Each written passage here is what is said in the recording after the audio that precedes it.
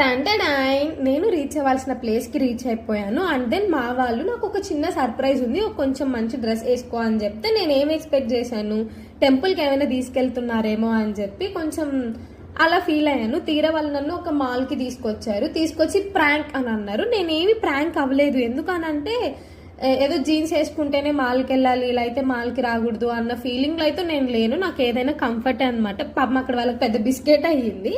ఇకపోతే AMB mall ఎంతమందికి తెలుసో ఒకసారి కామెంట్ చేయండి. నేనైతే ఫస్ట్ టైమే విజిట్ చేస్తున్నాను.